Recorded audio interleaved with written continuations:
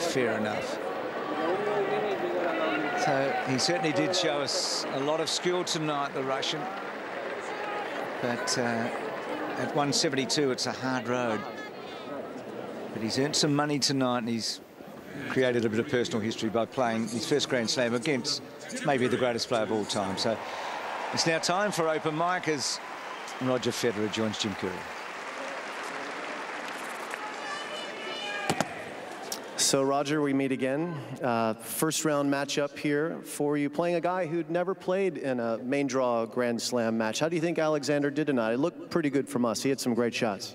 Yeah, I think especially the beginning, you know, it's not easy to come out and just get on the center court. I mean, it's nice, don't get me wrong, but it's not easy to all of a sudden hit screamers down the line, and he was doing that. So credit to him. I think he did well, and obviously, of the best of 5, it's hard to keep that up maybe, but I played a good match, so I'm happy, and I'm happy for him too.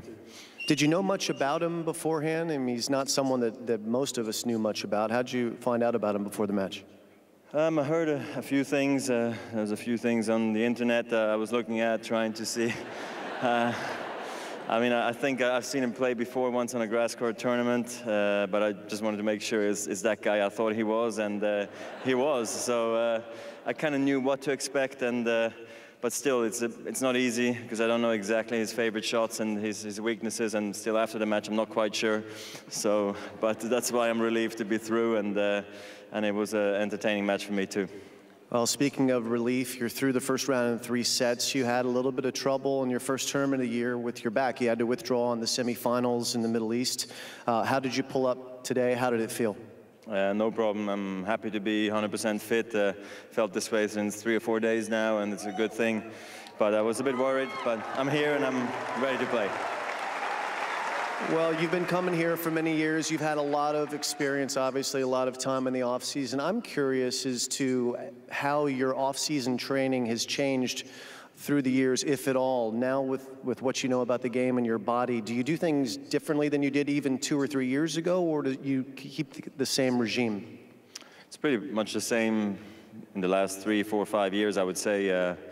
It's definitely changed maybe from 8 years back, whereas in the beginning you're trying to build up a base, doing much more maybe of just, you know, trying to get stronger, doing much more weights potentially because you gain more, and then eventually, let's say you're a man, right? And then you work on different things, and it's maybe more on what you exactly need, maybe the footwork, or if it's endurance, you work on that. For me, I guess it's more the explosiveness, you know, and trying to stay injury-free, so I make sure I have enough time off, but then also I work extremely hard when I have the time, and so I try to do it in blocks, but I guess every player does it the way he thinks it's right, and there's many different ways I work, and mine has been successful, so I'll probably keep that up.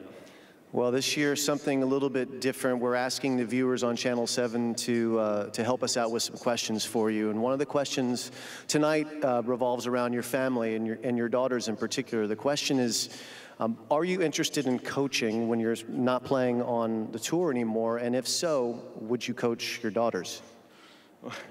Of course you would, right? I mean, don't have much of a choice, I guess, but I very happily give that to my wife, maybe. I don't think she wants to do it either, though, but I'd give confidence to a coach I'd know, because I don't want to be the guy who gets yelled at saying, like, be quiet in the corner and stuff, you know. But if they play tennis, it's great. If they don't, that's great too. But I think sports would be nice, and we'll support them in any way.